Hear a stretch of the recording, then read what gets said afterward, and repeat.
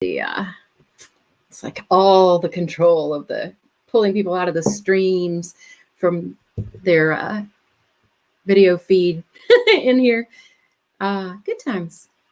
Hi, Samaya. I hope I said that right.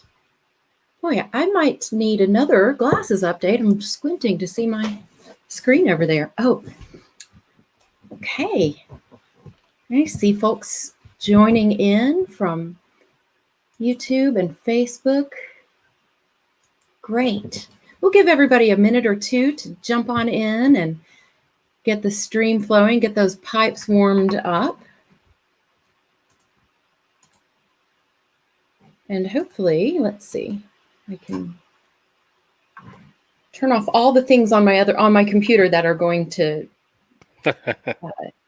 bing and chime and make sounds. Hope everybody had a productive weekend.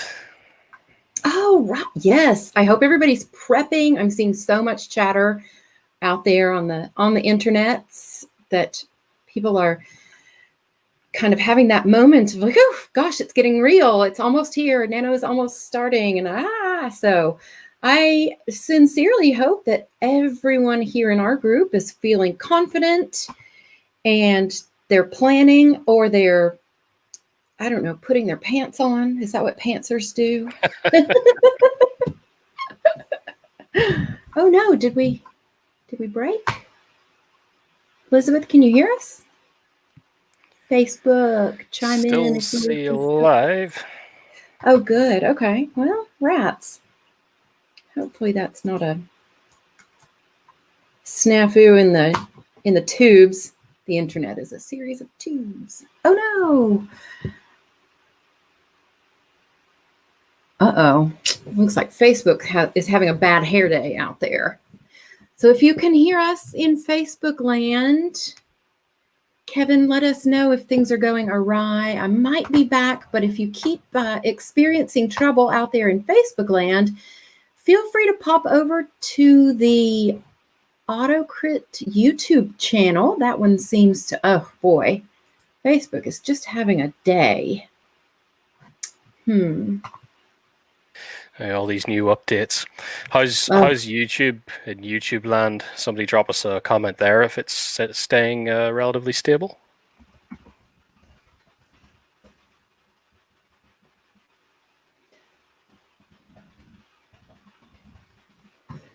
Okay, I think YouTube is good. I'm getting, yeah. Oh, Facebook is just having a terrible day. All right, YouTube's looking good, everyone. So if you're in Facebook and you're experiencing freezes or checkerizing or blur or anything crazy, feel free to pop over to YouTube. We are streaming live to both destinations today, so feel free to jump over to YouTube. That one looks like it's going well, and it is just on the AutoCrit channel in YouTube, and Kevin is going to post that link into Facebook for us right now. I think, because I'm not able to. Oh, yeah. Let me hold, please. I'm going to pull Kevin in. Oh, thank you. Okay, so we're getting that link over to our Facebook group for you right now. Thank you, everyone who's chiming in. I love it. It takes a village to keep a live stream going. This is all Facebook's wonderful new updates. They're fantastic. Oh, I just love that. And I just am super pleased.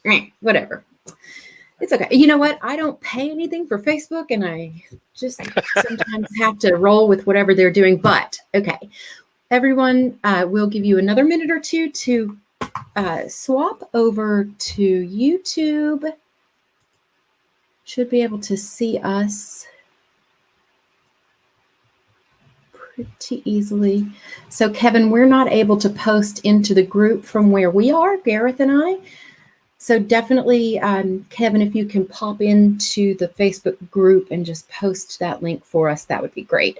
I see people moving over already and joining in. Switched from Facebook. Great. Well, in the meantime, let's check in with everyone who is here and who's hearing our stream. Let us know, how's it going? How has your progress been after our first 2 streams? We talked a lot about getting to know your characters and doing those interviews and doing some world building. Let us know in the comments how things are going. How ready are you feeling for Nano? How many days is it, Gareth? Yeah, has the story come kind of together in your mind a little more strongly than when you began? Yeah, we're less than a week away. Ooh, 5 days. Yeah. Which shameless self-promotion means it's 7 days to my birthday. But I've seen a lot of memes about 2020 has just been such a weird year. I'm not going to count that in my age. I'm not going to like, I didn't use this year. So I did get a lot of, oh, great. I love this. Bruce is here. He's doing really well with his development. Characters really made him go back and up the protagonist arc. Oh, that's nice. Ooh, I love that. Ooh, well, of course, Gareth loves that. We love the protagonist and the antagonist both. Boost them up. Getting to know your characters really well helps you drop them into different situations, and you can tell how they're going to react to the situations that you put them in. So, oh gosh, let's see. We'll talk about what we'll do on the Nano website starting November 1st. So Nano website, NaNoWriMo.org, you can declare your project, and then each day jump in there and input the number of words you wrote that day. And it'll help keep track for you as you progress toward that 50,000 word count goal by the end of November. So it should be really straightforward kind of to announce, quote unquote, announce your project on the NaNoWriMo.org website. But I see a lot of people kind of switching between plots. And you know what? I think that's fine, because what you may find as you dig into the writing and you're getting those words down, your plot may take a twist. Your characters may guide you in a different direction. So think about knowing your characters really well and your world building that we talked about last time from your character sheets and your world building workbook from the prep pack, and putting them in those situations and maybe letting them go. What do you think, Gareth? Yeah. I mean, I guess it's one of these traps you can fall into when you sort of plan or plot too hard. You start falling into that box where it then becomes super frustrating because you're like, I don't actually like this plot or what I have planned anymore. So strip it back a bit and come up with what you kind of want to be the overall conflict and perhaps the inciting incident. Start from there and then just let it flow and let it go.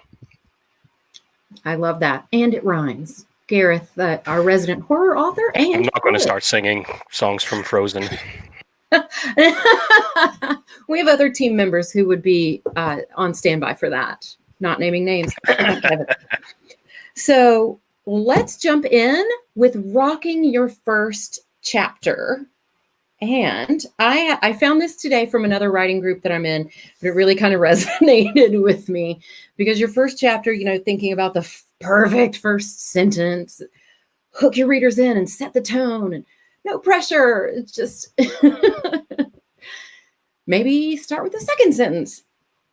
Writing is hard. So my advice here, I loved this because it's so tongue-in-cheek, and it is important, but it's not important enough to psych yourself out so hard, because that's always something that can be tweaked in editing. Really just getting into Act 1, where your story starts. Remember from our last conversation, and don't stress yourself out. Give yourself a little bit of grace. Let's jump in and just start getting words on the page November 1st. So we're following Nano. But thinking back to one of our earlier lessons in this prep challenge, Act 1 is really where you're doing that setup and the inciting incident, right? You're bringing your reader into the world you've built, and you're introducing them to one or two, not an entire cast of characters, but one or two characters from what you've already been prepping, and really getting them familiar with the setting and the world and the rules and uniqueness of your settings. It's such a temptation for so many authors to take it quite slow in their first chapter because you've done all this homework. And it's almost irresistible, since we as the authors, we know so much now about the worlds and the characters, to do what Gareth refers to as like an exposition dump and just tell all the things. We really don't want to do that. It's going to be mundane. It's going to be a little boring. It's not going to hook your reader in. So we're going to take a look at what you should do in that first chapter, starting with your Nano Prep Pack included this Chapter 1 must-have checklist. So if you have yours, you may want to follow along, make some additional notes on your copy, but certainly it's a high-level outline here, and we'll go into a lot more detail of all of these starting now. Yeah, they are. They are kind of very simple structure things on your sheets there. If you don't have your sheet to hand, maybe just have a, if you're sitting there at your computer, open a notepad document or take some notes or write some notes down as we go through these. Because while it is a kind of must-haves for Chapter 1, we all know writing is creative. There's lots and lots of wriggle room and nuances and things you can do. So as we go through each of the points here in the list, we'll just kind of contextualize them for you today, give you some ideas as to where you could go with your opening that isn't kind of put you in a, as I always say, I don't want to put you in a box. It's the last place you want to be when you're trying to have fun and write a book in November. Absolutely. Absolutely. So our number 1 was a clear triggering event. Now, this one, it kind of goes back to the whole idea everybody says of start with a bang, get everything off to a run. Didn't we just interview a horror publisher, author, and editor who says, if somebody doesn't die, like right away, I'm out. Yeah, we did. There's lots of approaches to this kind of thing. It doesn't literally mean that your story has to start with, an explosion or something really huge happening or whatever, because that kind of thing could be your inciting incident, and maybe you want to introduce the characters a little bit before you get that far ahead. It basically just means don't be boring. Like Beth said, there's when I like to say opening with an exposition dump or trying to stuff in loads of backstory before you actually get to anything interesting. Now, this simply starting with a bang or having a clear triggering event. This simply means start with something interesting. Don't be clearing your throat with a lot of unnecessary information that is, we said, clearing your throat, where you're basically just talking a load of stuff and then getting to the point. So start in medias res, and that means as close as you can get into the story, the actual plot, as possible. But sometimes you don't want to start immediately at the inciting incident. Sometimes you might, but literally opens with an explosion, and that's the whole story. Going forward from there is the main thing. Not that it's the whole story, but it kicks it off. Like, where do I go? Maybe. It always makes me think of George R.R. Martin in his very first Game of Thrones book, where he just kills, basically everyone. And I thought, where is he going to go from here? He did that well, but that's a tough one. That's a tough one. He made you fall in love with the character early and then killed him. But I wondered at that time where it was going to go, and he just went up from there. It was outrageous. Yeah, I mean, thinking in the grander scale of things, in the whole Game of Thrones series, I mean, it wouldn't make much sense if the first book opens with the Red Wedding. That kind of thing it's a big thing, but you sort of need everything else to put that within context and make it matter. So yeah, this whole thing is kind of when when it gets it really gets interesting to dig into, because Mhm. starting in medias res, it doesn't mean literally start right in the middle of the story that you're supposed to be telling, but you open with something interesting. So the event you open with, it could be secondary to the plot, it could be tertiary to the plot, includes people who are involved in the story, but isn't directly a piece of the core conflict that you're going to get into later. That's perfectly acceptable. Don't feel like in medias res means I literally have to start with my protagonist in the middle of everything that's going on. Not necessarily. For example, one of the things that you'll notice in a lot of thrillers, a little while back, we introduced Karen Slaughter to the system, to the AutoCrit platform, as one of the authors that you can compare your writing to. And we did a sort of expose, what's the score on her novel, The Silent Wife, which you can actually find on YouTube after this if you want to pop through the videos on the channel and have a watch. And with a lot of these kind of serial killer thrillers, just like so many of them, it opens with a character who is tertiary to the story. This is not one of the main characters. It's a college girl who wakes up, hates her housemates and everything, goes for a jog, and ends up being murdered by the serial killer that the story is following. So while this is an opening, it doesn't feature our protagonist at all, but it's clearly connected to the central plot. There is a major character involved, which is the antagonist is involved here, and that is a perfectly fine kind of place to start, because it is important. It has something to do with everything. And I see a few of our viewers are doing murder mysteries, and one is starting with the murder, and the other is taking a different approach, showing that character build up, which I think is going to be a unique perspective to build the emotional connection to the character and then kill her, versus the murder happening early on, and you probably are building that emotional connection through the story with the villain or the hero throughout. So I love both of these approaches, but having something in that early phase that's a clear triggering event, and in that first example, it may be something about your character that triggers a situation they're in. If not, add a barrier, add something in there that puts them in a bit of a unique situation. It doesn't have to be incredibly high tension like they're about to get murdered, but something that will hook your readers in with even an emotional attachment that makes you care what's going to happen when the big hits do come. And I think excuse me, you had to mention don't clear your throat, and now I'm just goodness. But just having a little event that's occurring and I think we talk about this more in our next segment about adding a bit of tension. Where is that, Gareth? Adding with their foot is stuck.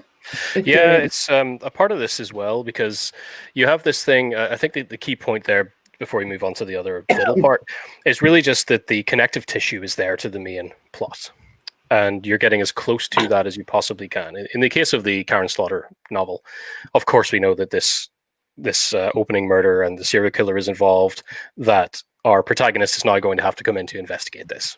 There's a direct connective tissue between that. I mean, the next chapter or the next scene could be them, special agent, whatever, then getting the job or being told that they're going to investigate this. So it doesn't have to be straight off the bat with your protagonist, but at least connected and at least relevant. Don't clear your throat. Similarly, one of my favorite. Saying that, Gareth. I'll keep saying it till the end of time. You're jinxing me. one of my favorite horror novels, by no, it's sticking out of my head now. I can't remember the title. It's by Jack Kilbourne. The opening is, again, characters that are not central or the immediate protagonists. They're just members of this small town where everything takes place. But the clear incident at the beginning there is a helicopter crash that releases the villains. They're on this helicopter, Black Hawk, that goes down. And then they're the first people to encounter the villains after that crash. But it just opens with one of them out night fishing in his boat, sees the helicopter go down, and that's everything kicks off, even though this is not our main protagonist, like the sheriff and everybody else in the town. But it's still clearly involved. Everything is connected, and it's completely relevant and used to, in those early stages, kind of set the scene of this town surrounded by forest, and they're secluded and they're nice old folks and all this kind of thing. So just setting up what's to come. So make sure it's relevant.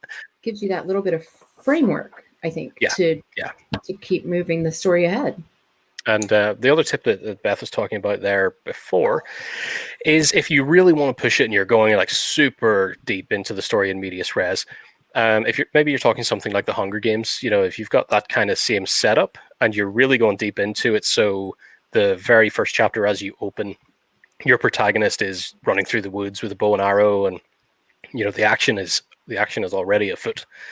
If it seems a bit bland and you're just not sure where it's going there, to make it more exciting for the reader in that very beginning, stick a few extra roadblocks in there, barriers for the character. They're so not only are they in the middle of the action, you've pushed it so far that the action is unfolding as we are introduced to it, but something has also happened that is an immediate barrier, something they're going to have to overcome. Maybe they're pinned down in a firefight and you make it known that their ankle is injured, so they can't stand. Things like that. If they're running through, again, the Hunger Games type, or they're running through a forest or something, what if they've got a wounded leg?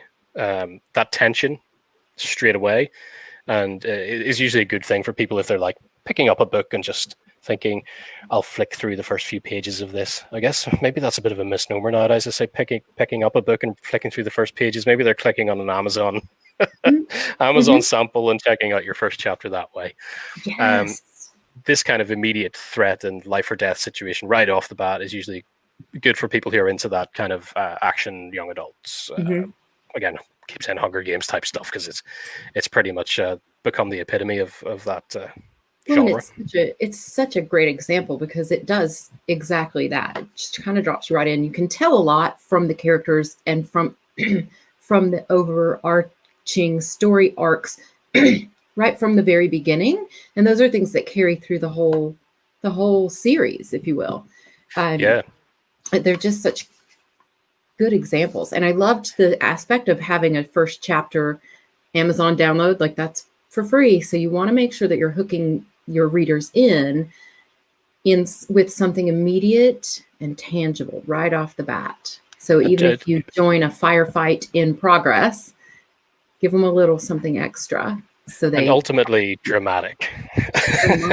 Yeah. Even if you pull it back from violence, it don't have to be violence. It could be a job interview that they're turning up for, and there's some kind of barriers in their way there. They're not prepared. Maybe they've got to take their coat off and their shirt has been horribly spoiled or something. This kind of stuff. It's all tied into the core conflict. Obviously, depending on what your core conflict coming later is, the job interview in this example could end up different ways. Maybe it goes really pleasantly and swimmingly and they come out and it's all great, and then that's because the plot is they discover that there's something dark at the heart of this corporation that they then have to deal with, and that's what gets them in the door. Or it all goes horribly wrong and they're kicked out, and now the main plot is brought forward by the fact that now they get kicked out of their apartment and get pulled down different roads because of that. So it's all just key to, it doesn't have to be violence. Again, what you don't want is just that your first chapter is all about kind of your reader standing there in the room while your main character gets up and has their breakfast and gets a shower and thinks, oh, I didn't sleep very well last night. That's not as interesting as you might think. It's not getting to know people. It's that sort of fly on the wall watching nonsense that isn't relevant. Yeah. Speaking of your characters, and I am not clicking the right thing. Oh, an interesting main character is very important in chapter 1. Now, this doesn't have to be the main character of your entire novel. Is that right, Gareth? That is true. Okay. Sorry about that. We've got phones ringing here. Try not to. let it go through the speakers. So the interesting events and interesting people. Again, in this sort of first chapter, these people don't have to be your main protagonists or anything like that. If you're choosing to open with somebody else, don't worry, as long as they are a fully rounded character. So it's an interesting main character for that chapter, and we'll talk a little bit later why that's important. But giving readers something to connect with, whether it's your characters' physical traits, what they love, what they fear, what about them makes them special, and what makes your readers care at least a little bit, give them something that's not completely bland. So you'll start to build that affinity and that emotional connection. Totally fine if, as George R.R. Martin would do, you kill them later. But just having something a little bit special about them that's revealed in that first chapter. Absolutely. No, that's why it's all about kind of knowing the characters and everything there. I mean, even your secondary characters are important in that way, because people want to read about interesting people. Not just that there's this character who's deciding to cross the street and blah, blah, blah. You know, people have their own attitudes. As it says here, they have talents, they have attitudes, physical traits, things they love, things they fear or don't love, hate, whatever. You know, if pick one or two of these things and let us see a real person in the opening. That's how you get people hooked as well. So it's kind of an event that's really strong and connected to the main story, and a character who feels real. Give us something about them that's meaty, just in that opening. Fantastic. Let's see. And I've lost my mouse pointer. There we go. Minimal backstory in chapter 1. And back to the in medias res approach, we're not talking about just revealing everything backstory, the exposition dump we like to talk about. Jump in and I'm going to say kind of just drip those bigger details throughout the rest of your book, but give a little glimpse early on, just a glimpse, just enough so that it makes a little bit of sense while you're grabbing readers with the actual conflict or tension, and then the characters that are in your character. It could be singular, could be multiple, plural, but not too many, that are in chapter 1, giving them a conflict, giving them some three-dimensional aspects. You don't have to do the backstory all in chapter 1. Drip that through the rest of your work. Yeah, I mean, the thing with backstory and whatnot is it really should be dripped through, because your story comes to life. I think, as we said on previous streams, your story comes to life based on your world, the world in which your story is set, comes to life by how the people within it react to it, not by you as the author just telling the reader, like, this is why these people react this way. You want to engage the senses, engage the reader's cognition, so that they contextualize and feel like they're part of that world, because this is why the characters are reacting in such a way. Sometimes you do just have to kind of give this information out in a way, such as there's a history over here, but there are ways of doing that blend it into the world rather than just putting it in the prose and just like, yeah, this is the backstory and this is what's going on. I see talk of prologues in the chat there. I have thoughts about that. Not a huge fan. I know we had a mention there of Bruce. Yeah, opening scene, the actual murder could be a prologue. Again, like I said earlier, with Karen Slaughter, to make it the first chapter. If it's got that central connective tissue to the plot, why shouldn't it be the first chapter? And so my thought on this, and I wish I had this book right beside me, but I've been reading From Unseen Fire, which is written by Cass Morris, and we have a live stream interview coming up with her on November 14th. So she actually wrote this book as a NaNo project a few years ago, and there's a prologue. It works, and let me tell you why, in my opinion. It shows things that happened quite a long time ago, but it gives a really important framework for the inciting incident. And some may say the inciting incident is almost in there, but it gives you a little bit of context that's truly only valuable as context. I don't need any more details about what happened in the prologue, but it happened 50 years prior, or however many years it was. And it's a great context for the motivation of the one of the two main characters. So I loved it. I thought the prologue really worked. Having read the back of the book and then jumping into the prologue, it introduced one of the main characters right in context. It gave me a point of view on their motivation through the rest of the, and this is a long book, you guys. I got a little overwhelmed when I opened it. It's like, oh no, there's a lot of pages with a lot of words, but it's gripping right from the prologue. Now, had I read that as the first chapter, also fine.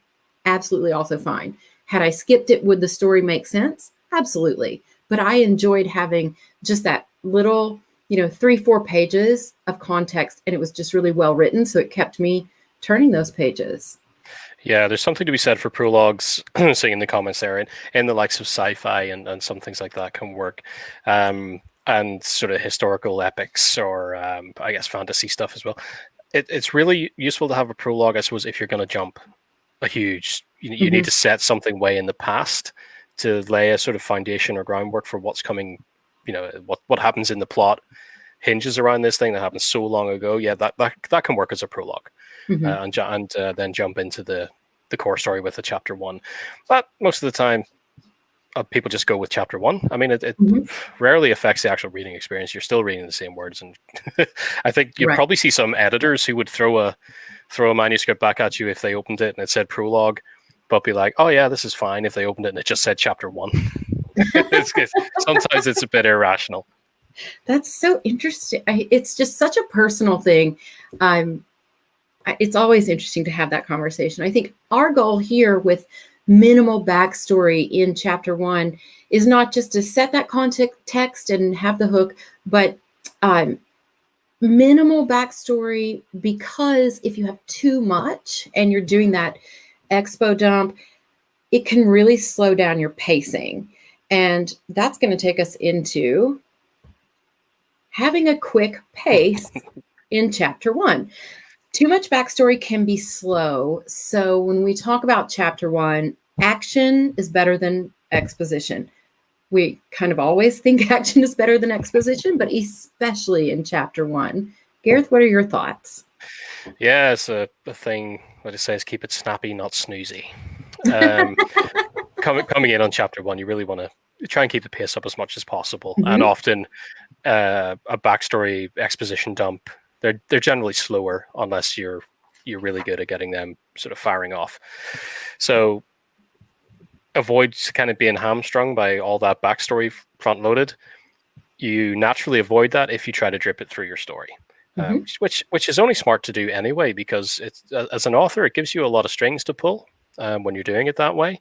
So you can have these details about the world that justify why people are doing things that readers just don't quite understand until you want them to later on. And that's a good way to play with readers' emotions as well. Maybe they've been hating this certain character, perhaps it's even the protagonist, or somebody is just really, really annoying and they don't know why, but then you pull something about the backstory, their backstory, or even the backstory of the wider world that justifies why they are that way. And then that's a dramatic surprise for the reader. They're like, oh, that you save that until it's an ideal moment to keep the reader involved that way.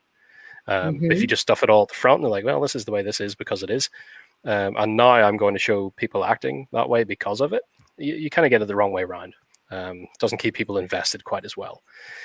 But certainly going back to the pacing, first chapter, the goal of your chapter 1 is to get people to chapter 2. Ultimately, I love that. You want them going down that slide, and then next thing is, go from chapter 2. I think we'll mention something a little later on how this works in terms of technique, but chapter 2, and then they get to the end of chapter 2 and they're like, oh, I gotta get to chapter 3, and then I gotta find out what happens next, and then chapter 4 takes them somewhere else until they have to come back in chapter 5 to find out what chapter 2 was going to give them. So it's all about that. So yeah, don't bore them. I mean, there's nothing worse than opening a book and thinking, let's say you're on Amazon again, you're thinking of buying something, and you click on it, and here's chapter 1, and everything is so slow and long run-on sentences, and it just doesn't really feel like it's going anywhere in those first few moments. And even if the story itself seems a little interesting, if it's just lulling you to sleep, you're not going to want to continue with it. So just really try to keep it snappy. Absolutely. So the point of getting through chapter 1 is to get them hooked into chapter 2. Part of that is making sure that the central story question, or a central story question, is very clear in the front. Why are we even here? Why did I pick up this book? What's going to happen throughout the book? I think one of our viewers said, opening with the murder, and the central story question is, who done it? Brilliant. There's your murder. We're going to spend the rest of the time exploring who did that and solving that mystery.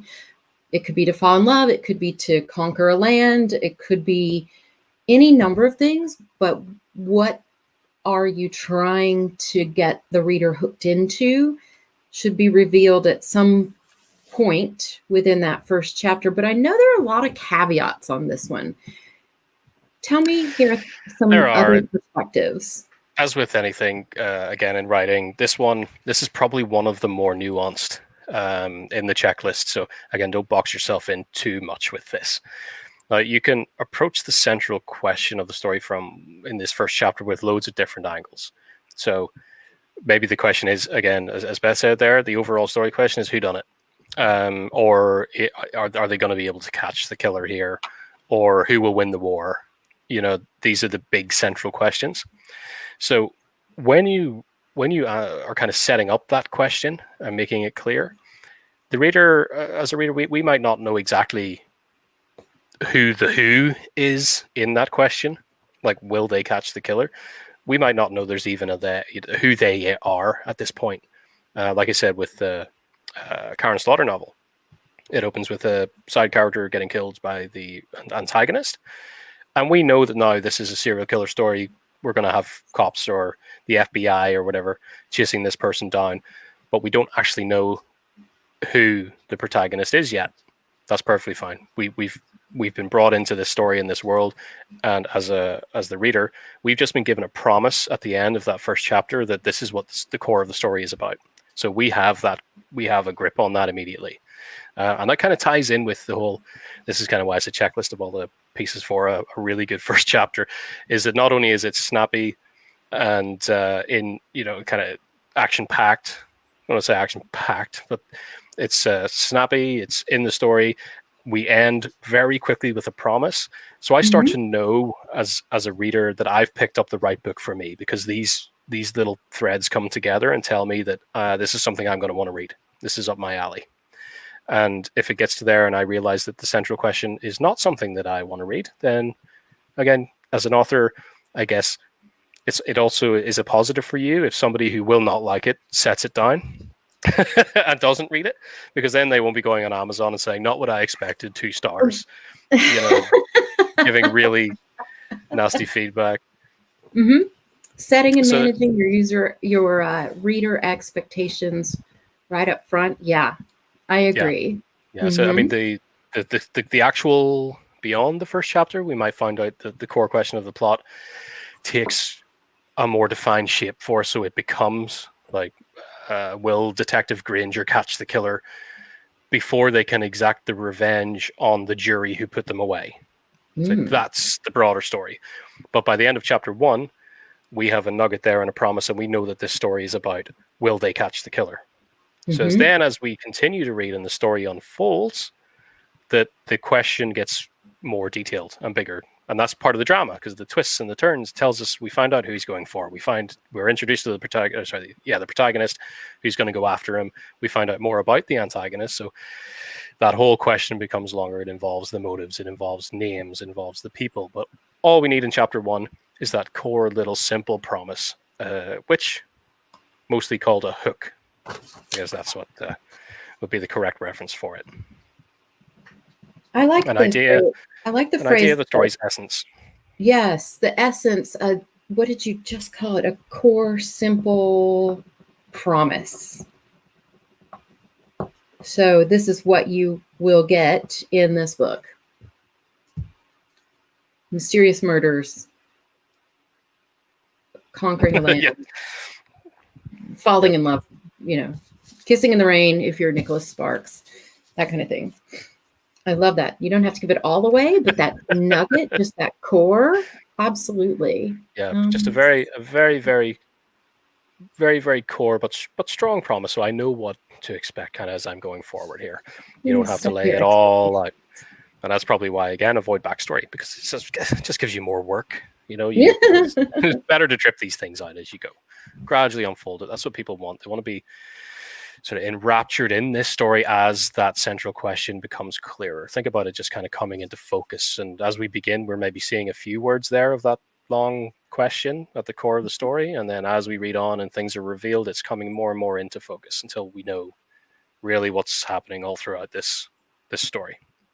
Absolutely. And speaking of focusing in, your chapter 1 really should have a very specific focus, akin to what we've been talking through with regard to exposition dumps and telling everything that you know and doing a lot of backstory. Narrow your perspective down in that first chapter, limit your cast of characters, and focus on something very specific to connect with your readers really quickly. Gareth, what say you about that? Yeah, I kind of think of this as ease them in. In a sense, you don't really want to open on a first chapter with 15 characters all talking back and forth and trying to introduce these people and get everything. It's overwhelming. Give people a bit of a, think of it like a slide. They're coming in from the top, and then things can accelerate and get a bit more complicated as we go there on the roller coaster. But let them kind of slip in easier, and that's easier. It gets easier to do the more you narrow the perspective down. So fewer characters, the better. Give your readers a bit of a, I'm just going to say ease them in again. So they can forge a link to what's going on in your story and kind of slip into this world that you've created for them. Setting, it could be modern day Earth, but quote unquote world that you've created. Let them come into the story. But this isn't to say that it shouldn't be exciting. I mean, you could open with chaos. So, as I said with the Hunger Games thing, they're running through the woods with an arrow through the leg, and it's all really exciting to begin with.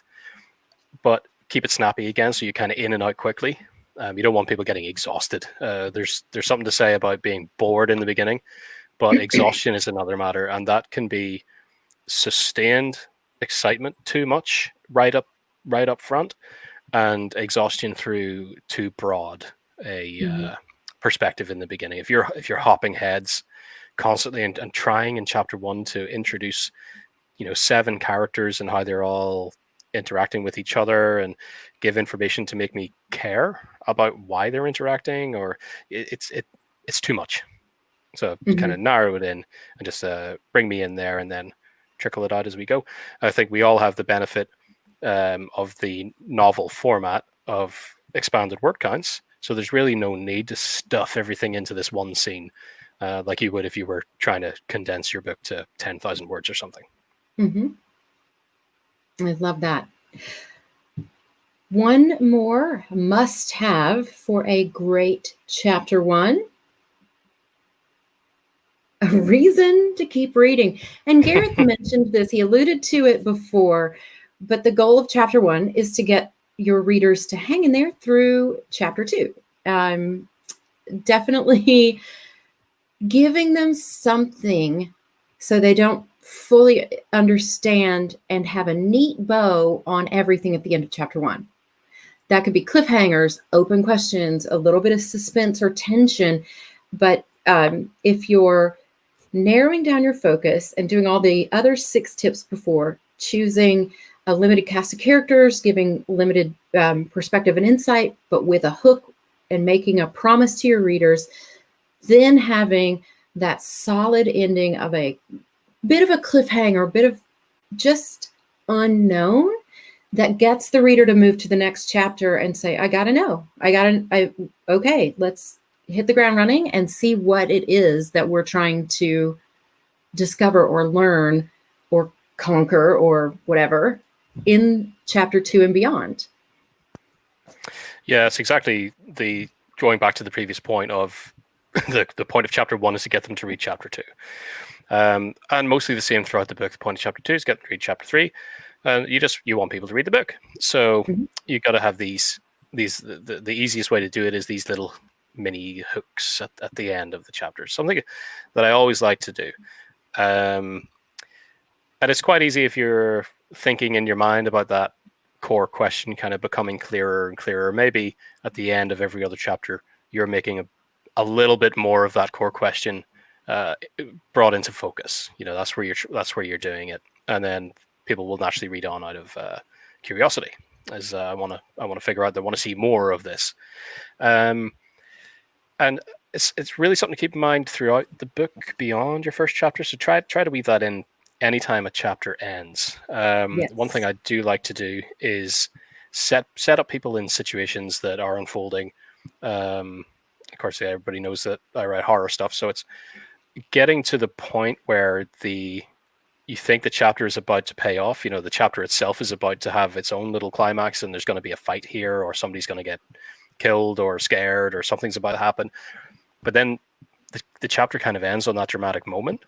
And you, in the next chapter, because the reader's like, oh, what's happening? The next chapter, you go away to other characters who are doing other things elsewhere. Maybe they're on the way to that scene or something, but they're elsewhere. And it could don't hold it off for too long. People get really annoyed. But maybe it's a chapter after that. You then come back to what was happening previously. So the reader wanted the answers to what they were left with at the end of chapter 2.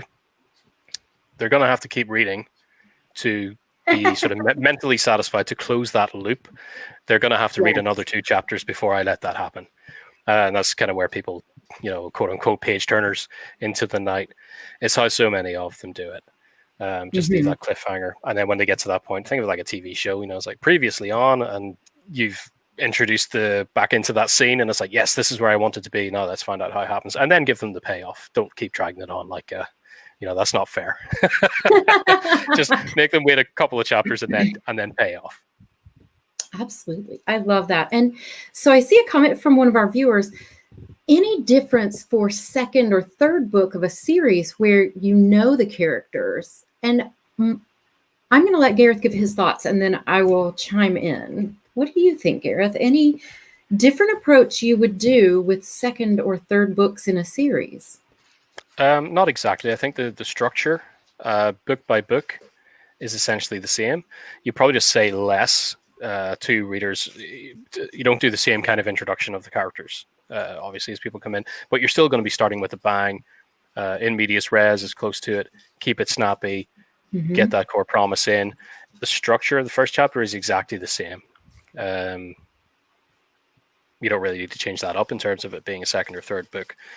I know there's something to be said about people might come into a series 2 or 3 books in, but I'm not too concerned about that. To be fair, people can always go back and read the first one.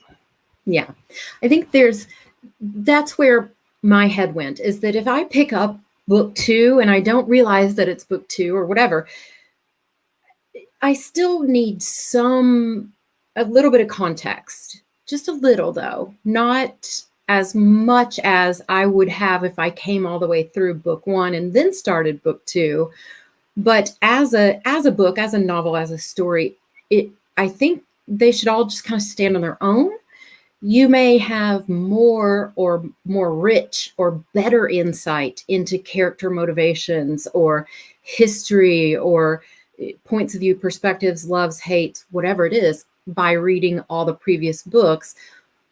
But you're still writing a story that has its own merits and has its own tension and drama and conflict and inciting incidents. So structurally, I think certainly stick with the structure, and the hook of the first chapter is still going to be critical because it's another opportunity for your reader to put your book down, right? They read chapter 1 of book 1. But they're reading chapter 1 of book 2, which is a new experience, a new journey for your hero a whole additional installment, if you will. So certainly just as important in books 2, 3, 7, 8, however many. However you look at it, second, third, fourth books, as an individual book or an individual story, they have their own promises to make.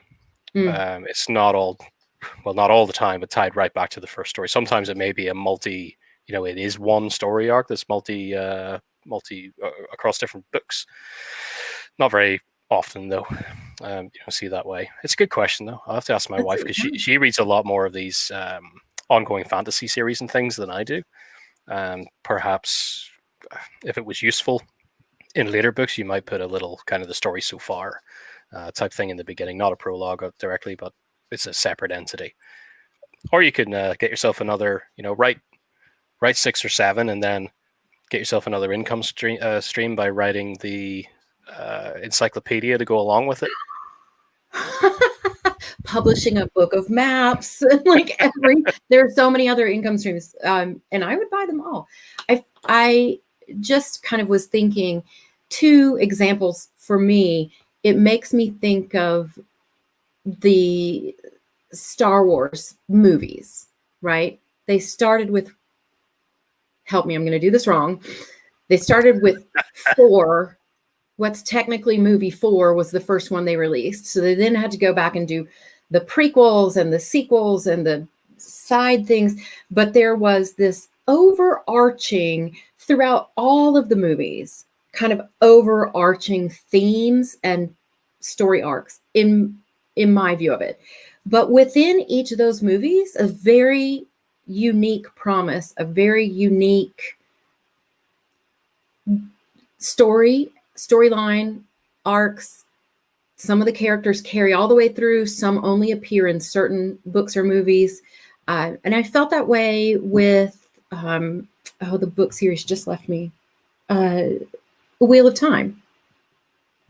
Massive overarching story arcs that cover the entire series, but every book stands on its own, and you just have a richer experience if you read all of them, but you can still have a fantastic reader experience if they only read one book in the middle and then they never. Yeah, it's the same thing with like Harry Potter as well. Even yes, every book is an individual, self-contained story, but all within this world with characters that are clearly defined. And I think that when you go in there in a later book, as the author, you don't want to be repeating information all the time. So like trying to set up backstories and doing this and that all over again, it's just no good. The characters are defined. Let them do what they do within the confines of the new story, the new promise that you've made. Complete that mystery, and then go in. People will have as Beth said, a richer experience if they start from the beginning, because it is kind of, if you go back to the beginning, that's when the real character building is done. So when you're obviously going to have a richer experience if you've been through that. Mm-hmm. But yeah, it's definitely a good question and a challenging thing. It really is. Now the converse example for me personally, and it might be something I brought upon myself. Janet Ivanovich has her numeric series of books, 1 for the money, 2 for the show, and they go all the way through, I believe, like 28 or something now. True confession time. I binge read those books, one after the other. I didn't know about them or realize that I would like it until, 2 years ago. And so I just went on a tear and I read all of them right in a row.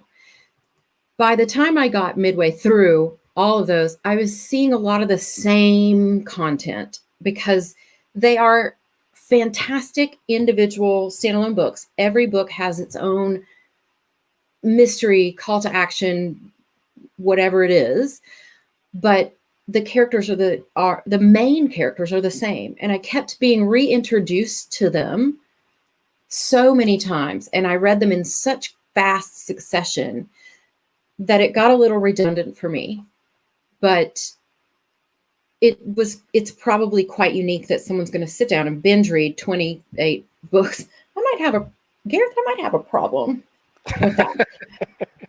But in reintroducing the characters all the time, I started to notice that. And for me, it wasn't a great experience. So the takeaway here is, if you have a little bit of time between your books, also those books, I believe, are quite short. They're very quick reads. So I was just churning through them, as entertainment reading very, very quickly. But mix up how you're explaining or describing or letting your readers get to know your characters. Just kind of doing a little bit different in each book might be a good way to do that. It's just a completely personal observation from me. I love Janet Abanovich, and I read all of them, and I'm on the wait list for the next one. But it became clear to me as I was reading them so quickly that it was like, okay, I get it now. Yeah, the character is the character, and if they're good and they're good enough that you're making it into book 4, 5, 6 plus in a series. They're obviously compelling enough to just drop in as a character and have them do their thing. People don't need to come into the backstory every time. I think graphic novels and whatnot as well. Every single. Well, I was about to say, like the Punisher. Every single Punisher graphic novel doesn't give us everything we need to know about Frank Castle. Same with like Batman and things like that. These stories aren't always repeated. Well, sometimes they are in different graphic novels. It drops in there, but in most cases, it's a very slight mention. There's no need to build that character back up again. They're already defined. You've just dropped them in somewhere new to do their thing. Yes. So that's a lot. Yeah. So there's a lot, and this is only the first chapter, but way back at the start of today's live stream, gosh, don't agonize over it.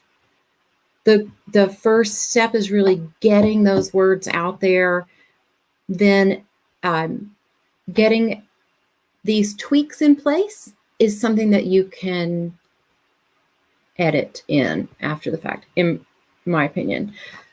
Getting the words out there, going back and refining, getting your main character or a main character introduced, hooking that reader in, gives you a nice roadmap for where the rest of your story will go. And that is where all this ties together from the challenge perspective. Knowing your characters and your worlds, knowing a little bit about your story arc, your character arcs, and then tying that together in the first chapter.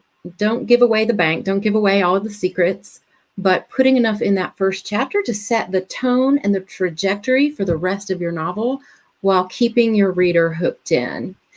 Now, how are we doing on time? Okay, we've got 3 minutes, and I'm going to take this opportunity I love seeing these questions. I think we're getting to most of them as we talk. I did see a request for this PowerPoint deck. Absolutely, we'll post that. If you haven't gotten your prep pack contents through the prep pack download, this checklist is really the basis for the deck that I put together. So make sure that you've done that prep pack download. But I want to give 2 quick examples and quick commercial.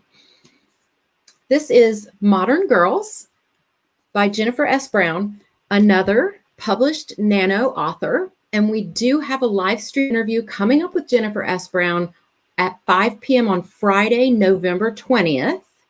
And Jennifer writes historical fiction. So we're going to be talking about historical fiction as well as her experience in NaNo, etc. But I pulled this one because it's such a great example of an opening chapter. Again, her book is called Modern Girls, and it opens with Dottie. So she goes back and forth between characters chapter by chapter. So to Gareth's point, like I finish a Dottie chapter and it's on a little bit of an edge, a cliffhanger, and I'm like, oh, and the next chapter isn't Dottie, so I've got to come back. But it starts with her first doing a great job of showing instead of telling, because it's about her lower back aching, rounded shoulders, hunched over like the number 9 at the wooden stool at her desk, etc., etc. So it introduces right away main character, hooks me in with the showing versus telling. As we read through, and it's just a few pages long, I think it's like 10 pages long, what we find out through here, it introduces maybe 3 characters total and ends with the fact that Dottie, as we come to know, is experiencing an unplanned pregnancy. And she has, oh, this is my solution. Perhaps we could get married soon. Abe would be so proud of my promotion, of my raise. Builds it up through tremendous showing versus telling. Good hook, good cliffhanger is that I only had 2 weeks to accomplish this plan that she's come up with. So we know her inciting incident. We know what she's trying to accomplish throughout the books, and it's got a time deadline, which builds that tension and that kind of a little bit of a suspense, because you really are like, oh, she's got a lot to accomplish in 2 weeks. So definitely a page turner for me, this one. And this is a book by Katja de Becerra. So this is her second book.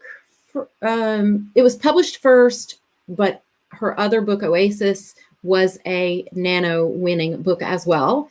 This one is called What the Woods Keep. And Katja does her chapter names a little interesting. It's a bit of a hook just there. My inheritance. You're like, what does that even mean? P.S. I finished the book and it only just now dawned on me. My inheritance has a bit of a double meaning. So that's a little bit of a foreshadowing right there in the chapter name. I love this. Eyes glued with sleep, I scramble around for my tech pop blasting cell phone. Withheld number. So they're building suspense right from the beginning. It introduces our main character. She has a confusing call with an attorney. And the end talks about, I leave my bedroom and head for the exit, determined to face head on what Doreen has in store for me. We have no idea what Doreen has in store, and neither does our main character.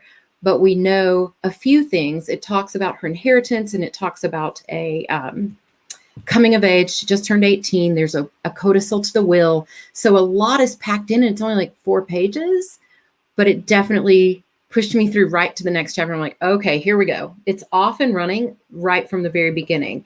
We have a live stream author interview coming up with Katja de Becerra on Monday, November 9th at 6 p.m. She writes YA science fiction / fantasy. So you're definitely going to want to tune in for that. But I just thought, honestly, these 2 books did such a tremendous job with their first chapter. I was hooked. I mean, I've lost a lot of sleep reading these. And I'm into Cass Morris's book, From Unseen Fire. Same. And she got me in the prologue this time. So I just... As I went through these checklists and I went through this deck and working with Gareth to prepare this live stream, it really struck me that these novels do a tremendous job with that. So check out these books if you can, and let us know your thoughts. Yeah, try to crash read a bunch of books first chapters. Crash read a bunch. Good idea. There's no better way, aside from actually writing, to get better at writing than reading. So definitely, if you're in the market to pick up some new books, would love for you to get these. Oasis by Katja de Becerra is the one we're going to be talking about later in November. But also, in the midst of all that, you are planning your own first chapters. So get started on that. What can you weave in there that's exciting but doesn't give away too much? Hooks us with a big question, a big promise that the rest of your novel will then fulfill for the reader. Let's see. I'm just looking. Do you have any questions we missed? I would say take the checklist on those 7 points and just kind of sit down with a few books. I'm sure you've all got plenty of books on the shelves. Just pull them down, sit there, and kind of mark off the checklist, see what people are working with. It really, I think, when you kind of have that behind the curtain, especially if you are a big reader but haven't actually sat down to write a novel before, and this is all kind of seemingly daunting news, just take those 7 points, sit with a book or a stack of books, and check those first chapters and see where you can kind of draw the lines between each point and what's happening on the page. You'll probably find a very, very strong correlation. Yes. It's just remarkable. I knew that I was compelled to keep turning the pages, and now I know why. And I see what you did there. Now you all know the secrets as well. So let's put them to use. And Gareth, tell me, we have another live stream tomorrow, is it? We do. This big one marks the end of the challenge, so we want you really at this point to be getting ready, because as we said, less than a week till November 1st. Is it Sunday? It is Sunday. So Sunday. You go through till the end of this weekend, Yes. and it's really to blend all the 3 big things that we wanted to bring together for you for this challenge. So by this point, really, I hope you have a really solid and strong idea of the kind of people your characters are and how they might react in different situations. This is all to get you prepped just to put them in a box and let them play. Also a strong idea of the core promise of your plot, where the narrative arcs are likely to go. You don't have to know that 100%, but at least just to get started with what's the theme? What are you actually talking about in this story? And what are your main characters going to have to deal with? What's the conflict? As long as you know that, there's always somewhere to start. As close to that conflict, as we said today in medias res, you really just want to get to as close to that conflict as possible. Even if you don't want to start immediately on it. So those 2 points, you can then blend it all together and get started by making sure your first chapter kind of covers these 7 points. Even if it's only 4 pages long, at least it gets you started. That's the whole idea, really, to get that first chapter out of your fingers, out of your brain, into your fingers and into your keyboard, and then go from there, because it all just opens up from that point. Once you're oiled up and ready to go, it'll just fly out on Sunday, bloody Sunday. Yes. We'll have a U2 song playing in the background while you do it. Oh, yes. Oh my gosh, we should do that on Sunday. Okay. Oh, love this. Somebody is noticing the skulls in my background. So I'm also involved in our current ongoing horror writing course. So that was a little bit of a nod to my horror students who may be in here. But yes, we do have a live stream tomorrow as well. The big finale. Finale. We're going to have prizes and everything for everybody who was kind enough to join us for the challenge and has put so much fantastic work in so far. And there'll be a live prize draw. We'll pull people's names. I can see people have been doing their sort of email check-ins for a couple of extra entries and all that. So even if things don't quite go to plan and you don't win, quote unquote, NaNoWriMo by getting to the 50K, at least you might still win a prize here before you even start. So that's a good thing. That's awesome. I love that. I love winning the prize before I start something. What? You're winner from the beginning. Oh, I was born a winner. Yeah. It's positive reinforcement, so it will just carry you right through. I think that's a wonderful idea. Great. I think we've gotten all the questions that came through the comments. If we missed you, we will definitely answer in the comments, either in YouTube or Facebook. I hope Facebook came back to life, but who knows? I think it did. Hopefully good. When the replay embeds itself, hopefully it's stable. Yes, hopefully. Fingers crossed. All right.